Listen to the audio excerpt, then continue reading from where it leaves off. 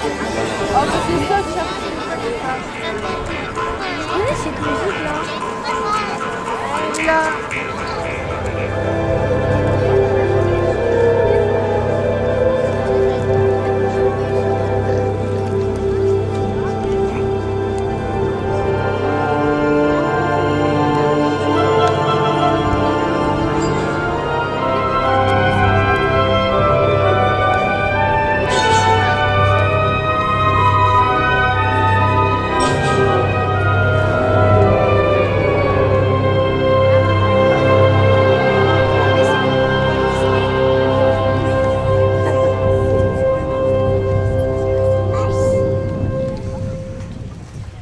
Bienvenue à tous ceux qui ce soir ont choisi de franchir les portes du château de Blois. Bienvenue à tous ceux qui, en ce lieu sans pareil, vont parcourir avec nous 1000 ans d'histoire. Écoutez, écoutez bien. Cette demeure recèle un grand mystère. Elle est unique du roi Charles VI. Vous savez bien, le folle acquiert la terre et le domaine. Son petit-fils montera sur le trône de France. Ce sera le roi. Sur la façade de la cour intérieure, les fleurs de lys aux hermines, afin que soient liés à jamais dans les cœurs le royaume de France et le duché de mon épouse bien-aimée, Anne et son gendre par cette Claude, qui dans son verger fit naître une prune, la reine Claude. Mes plus beaux souvenirs sont au château de Blois. Je vous en prie, mon cher époux François.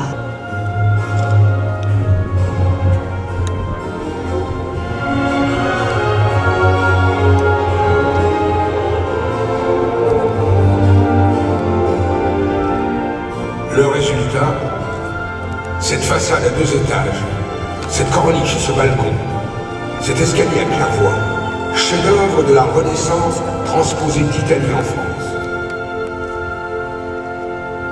Il a conspiré toute sa vie contre le roi. Comment s'en débarrasser? Elle est ingénieuse, la solution que trouve Louis XIII. Mon frère, vous avez le goût des grandes affaires, et j'ai celui des entreprises durables.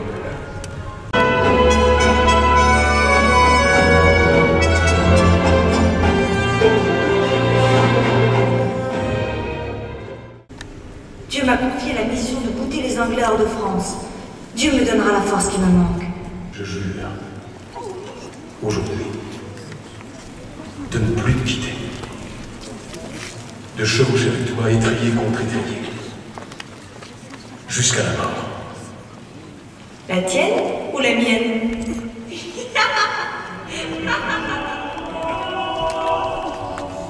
Gilles, je rendrai Orléans au roi de France. Jeanne, à la tête de l'armée, escortée du clergé qui chantait le Veni Creator, a quitté Blois.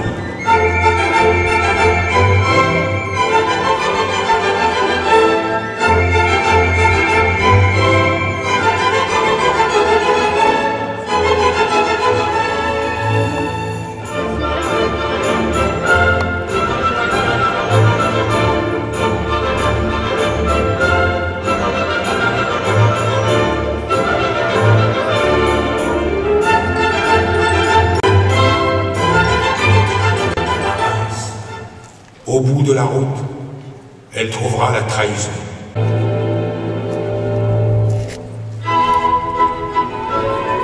Merci.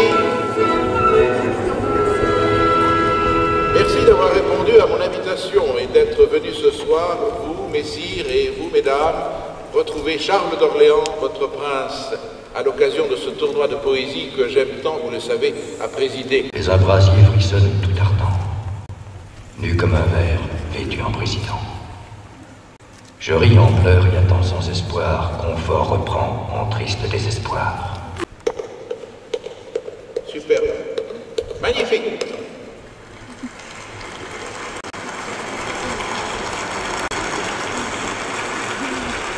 Et maintenant, l'ami, tu vas nous dire ton nom. Je n'ai point de raison, monseigneur, de le cacher. Je me nomme François Villon.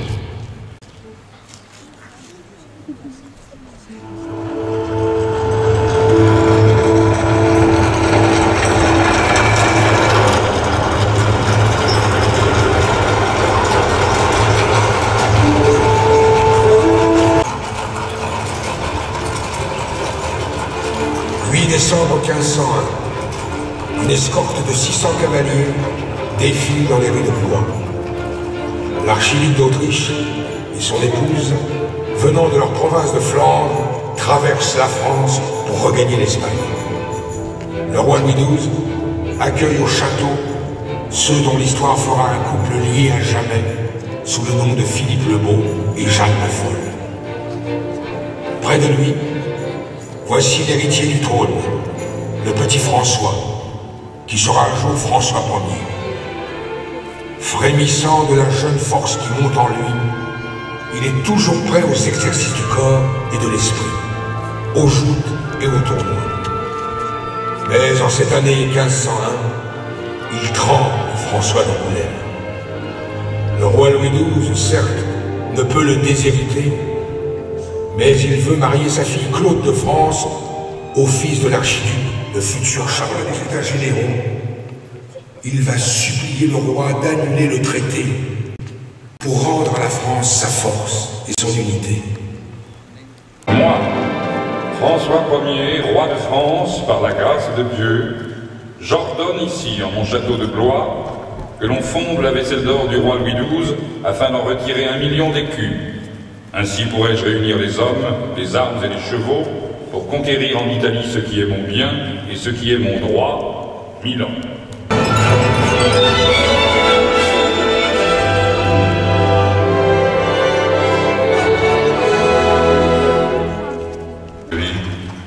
Vous ambitionnez de devenir échevin de la ville de Blois. Mais ce ne sont que des marchands qui siègent aux assemblées municipales. Je suis comme eux, citoyen de cette ville. Pourquoi leur abandonnerais-je ce privilège? Je veux l'entendre de votre bouche. On m'appelle Pierre de Ronsard. Je vous vois fort attentif à une jeune dame. Ne se nomme-t-elle pas Cassandre? C'est à Blois, en effet, que je viens de la rencontrer pour la première fois.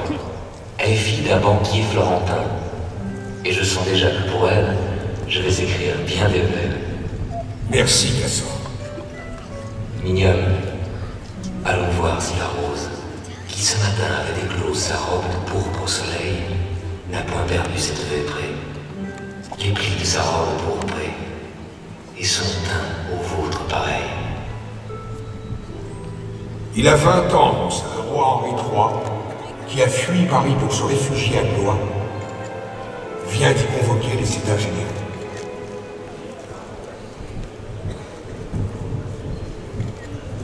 Voici, entre le 3e et le 4e pilier, vers qui se pénètrent tous les regards, Catherine de Médicis. Elle est là, face à cette foule, prisonnière de son éternelle obsession.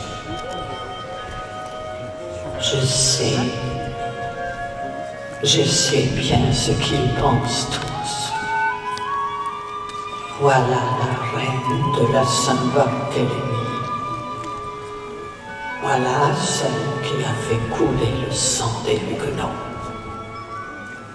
Les chefs de la Ligue catholique disent hautement qu'il serait meilleur roi que celui qui porte la couronne. Savez-vous ce qu'a déclaré Henri III en fuyant Paris pour se réfugier à Blois? Il faudra qu'il sache que je suis encore... C'est vrai que moi, le duc de Guise, je courrai si votre soit quelque danger. Mon cousin, croyez-vous que j'ai l'âme si méchante que de vous vouloir du mal? Au contraire, je vous déclare qu'il n'y a personne dans mon royaume que j'aime mieux que vous, comme je le ferai paraître avant qu'il ne soit peu. Nous nous verrons demain matin au conseil. Je l'ai convoqué pour 7 heures. Vous y serez, n'est-ce pas? On vient l'éveiller à 4 heures précises. Un peu avant 7 heures, les membres du conseil gagnent la salle où ils doivent se réunir. Attendez-moi ici sans faire de bruit. Henri III gagne alors son cabinet où l'attendent les membres du conseil. Le roi passe dans sa chambre où l'attendent les 45. Je vous demande de me promettre de me venger de lui en lui ôtant la pénètre dans la salle du conseil. Il n'y a là que 4 gentilshommes délégués par le roi et qui contraignent leur visage à rester impassibles. Ce qui va commencer, c'est le plus singulier, le plus dramatique, le plus hypocrite de tous les conseils royaux qui jamais se soient tenus. On traite des affaires courantes. On s'ennuie. Guise tout à coup se met à saigner du nez. Il a froid. On lui donne un mouchoir. On allume un feu dans la cheminée. A-t-il compris qu'il est tombé dans un piège? Quand pénètre dans la salle un envoyé du roi, le duc de Guise tremble de tous ses membres. Monsieur, le roi vous demande. Il est dans son cabinet vieux. Guise se lève si brusquement que derrière lui sa chaise tombe à terre. Il aperçoit dans un drageoir quelques prunes de brignoles. Il en grignote 2 ou 3, lance les autres sur la table. Messieurs, en voulez-vous? Il roule son mantelet autour de son bras gauche. Il soulève son chapeau de la main droite. Adieu, messieurs. Est-il que chacun tient un poignard dissimulé sous son mantelet? Chacun le sait. Et il les salue. Il se dirige vers le cabinet vieux. Pour y pénétrer, il faut ouvrir une porte basse, masquée d'une tapisserie. Guise la soulève du bras gauche, se courbe pour franchir la porte, et aperçoit au fond d'un couloir profond de 2 mètres d'autres gardes qui l'attendent. Comment pourrait-il conserver le moindre doute? C'est la mort qu'il aperçoit dans leurs yeux. Et lui les regarde à son tour, et ce regard est si terrible que ses reîtres reculent les 2 pas. Un seul a le courage de s'avancer. Il agrippe le bras de Guise et le frappe de son poignard en pleine poitrine. C'est la curée. Les autres se jettent sur lui, le frappe dans le dos, à la gorge, au rein.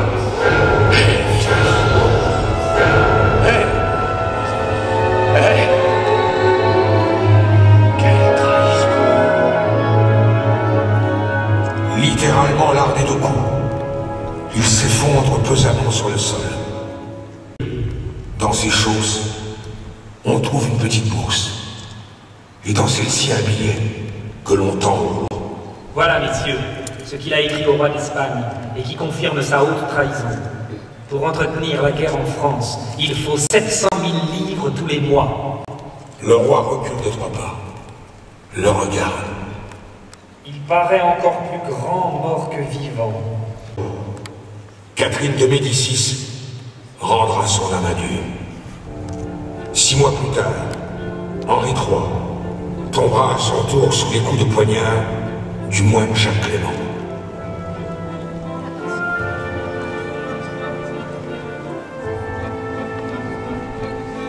Que d'ombre, que de visages, que de voix, que de souvenirs. Hommes et femmes, illustres et anonymes, composent ici une fresque à nul autre pareil effacée qui marquerait l'endroit où mourut le duc de Guise. Y trouve cette sorte de lumière, bien réelle, qui est celle de la France.